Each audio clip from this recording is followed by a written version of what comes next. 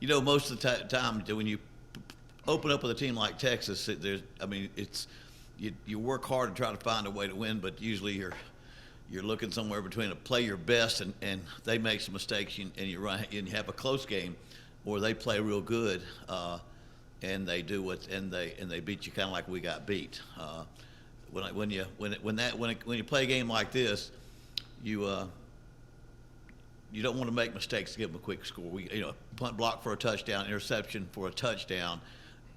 You don't give those two away, then you're 39-10. It would not have any bearing on the outcome of that game. They played too well in all phases of the game. They were better than us in all phases of their game. And so we just couldn't afford to have those to let it get out of hand. But really, when I looked at our players, we played as hard as we could, made plenty of mistakes, but that happens, one, first game a little bit. Two, when you got a team that it glares at you. It shows when you make a mistake or you don't do something. But they were just better than us at every phase of the game. I think the thing that kept us really from even getting close, they were very, very good in their special teams. Every time, they had a great return guy kickoff, so we sky kick. Well, they get the ball on the 40-yard line, and so it's a short field, and they've got a great tailback, and they got a quarterback that can throw it, some receivers that are big time, and so they played a short field the whole day because they had such a good special teams. And then we just couldn't hang with them. But injury-wise, we have some guys banged up, but I'm not going to talk about any names, but I think everybody that got hurt in that game or banged up is a possibility of coming back. We'll know later on. Peyton Dunn, we did not play him. He had banged up his ankle a couple of weeks before. That was sprained ankle, and we're trying to get that one well enough for him to go this week. We will know later on in the week whether he can go. But I think some of the injuries that we had are going to heal up. That's the danger of playing a game like that, where you're overmatched in a lot of areas. You get people hurt, but I think we'll be okay. And the morale. I think the key is just get your morale. And our kids understand who they played and how well they played, and I think Texas did a good job of playing of making their improvement from last year to this year. Coach, some of the players you call on last week kind of proved themselves in a big-time moment, as you mentioned last week. Do you feel those players did prove themselves despite the final score? We still, when you go back and look at your grade sheets, everybody looks average on our team because they play so above average. So what happens, it takes all those players you've got that you think can be very competitive in this conference, have a very average performance. But I thought, like Chandler Rogers, we go back and watch the film, he did very, very well.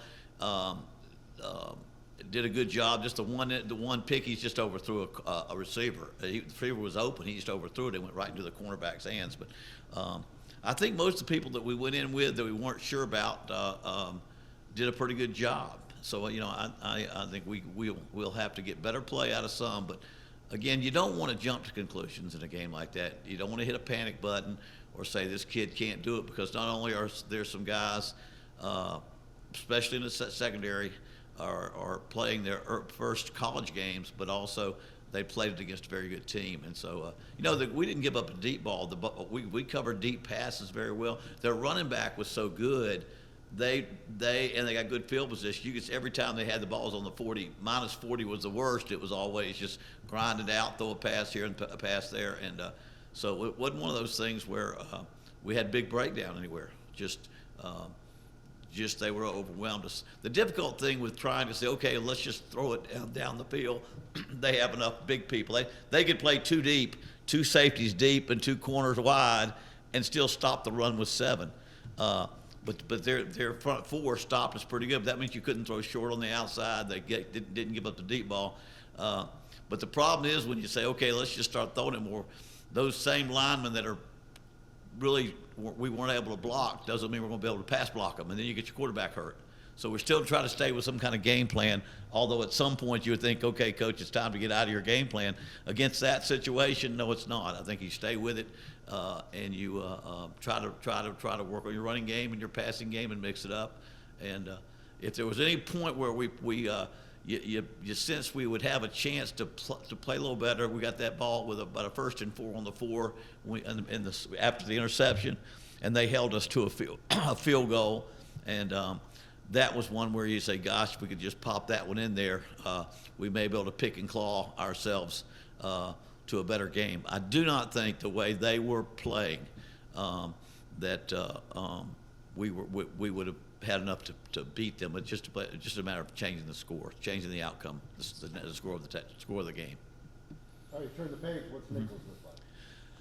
Nicholls State didn't have a good game. They got beat by South Alabama, and South Al just kind of gradually got them. I think there was I want to say there was a block punt, or there was a fumble early. It got it to 10. It got to 17. It got to 24, and I think Nicholls got to a team that was probably a little bit better, and then they couldn't catch up. But as you look at Nicholls State and the way their coach has done over the years and where they have done in their conference and playing against people like us, they're much better team than the score indicated against South Alabama, and 2, they played very, very well against teams from our conference. I've coached a long time ago against Nicholls State in the 80s. It went down to Thibodeau, but we have played them, and they're just the kind of team. Last year I remember early in the season they almost knocked off Lafayette, and that doesn't leave my mind very much. And so it's going to be, it's one of those games where we just need to go out and play our best. If we play our best and they play their best, then I'll take our odds, But we've got to play our best to make a best improvement. I do think there's some merit to the saying, especially with the number of players that we were playing new on the offensive line and on the defense, that the improvement from game 1 to game 2 needs to really show. Guys get some of the butterflies out, play in front of a big crowd in a hostile environment, and a team that was kind of relentless, and that every time those running backs get the ball, they're making 7 to 12, and you're just on your heels all day trying to catch your breath. So I think the good thing about this football team, I think we've got a good football team. We'll just need to make as much improvement as we can to correct the problems that we could not do against Texas. But it kind of glares when you're playing a team that good. Anything else? Coach, did you catch some of the Florida State LSU game over the weekend? Guess that what? Did you catch some of the Florida State LSU game over the weekend? I fell asleep. I mean, Florida State has always been my dad's team. I mean, I didn't go to Florida State. I did watch all of West Virginia play a tough loss they had at West Virginia. That was so sad one. But Florida State, boy, it looked like a good game. But I read about it at the end. But I didn't get to watch the end of that game. But got to watch a little bit of a lot of games. Coach, building this program, obviously you want to establish a home field advantage, home opener for you. Yeah. Kind of the message to the fans that how important this is to kind of set the tone for the rest Yes, of the year. I mean, it's critical that we have a good home crowd. Critical to the creation to create the atmosphere that we can have at our home field. We got a nice stadium. We got a big side where we all sit and where we can really get our fans need to get active. Great area for tailgating. It's just a great family atmosphere to come and watch college football, and hopefully we can get that because that home field advantage we need to take advantage of, and every game's critical to us. Nicholls becomes a critical game when you talk about a team like us. That's your goal is to go out there. Although you're playing one at a time, you're saying, can I get to a winning record? Can I get to a bowl game? Can I get to where we're competing for the conference championship with everybody else in our division? And so you begin to need the games like this. So home crowd's critical. I know we sold 100% more tickets than last year. Hopefully the weather will be good, and they'll come to see us because that'll help us as we try to rally against Nicholls State. Is there any concern when you have a game like this sandwiched between Texas and Alabama? Is this program not in that point? No, I think somebody asked me that earlier, or maybe after the game. It's just, I mean, this is the big game. I mean, if we to not worry about this one and worry about Alabama is you talking about waste of time. That's a waste of time now because there'll be enough worry. And tomorrow has enough worries of its own. Today has enough worries of its own to worry about tomorrow. No, that would be the normal thing for any team.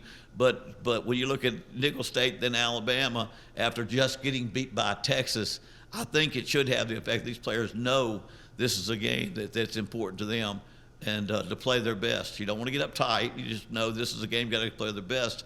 We'll think about after that, You would kind of hoped that the things that you talked about there would be what you'd see with Texas, that they had to get going.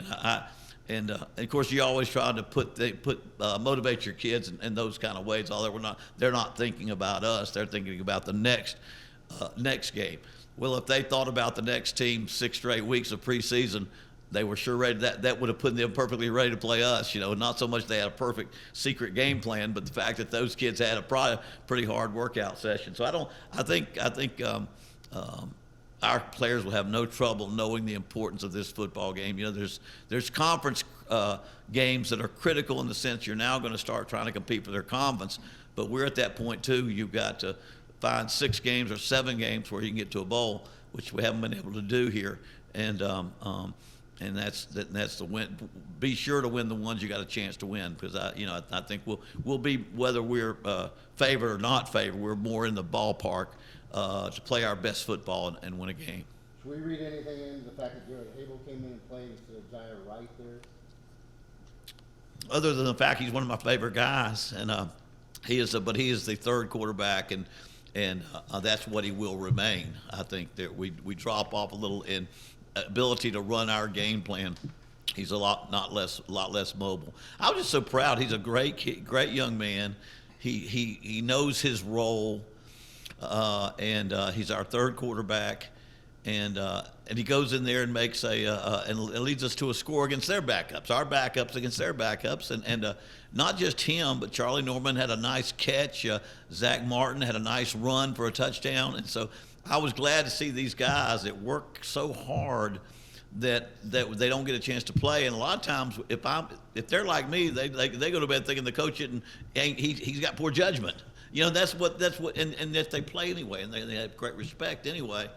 And I love some of that "I told you so" kind of stuff, because when your backups get a chance. But they did a great job, and I was awful glad they got in because they worked very hard. And Garrett's a great young man, and we do feel like he can get us out of a situation if we get caught up and get 2 quarterbacks banged up, and he has to take a series away from it, a series or a quarter. He can manage our offense very well. He just doesn't have the speed or arm strength that the other quarterbacks have.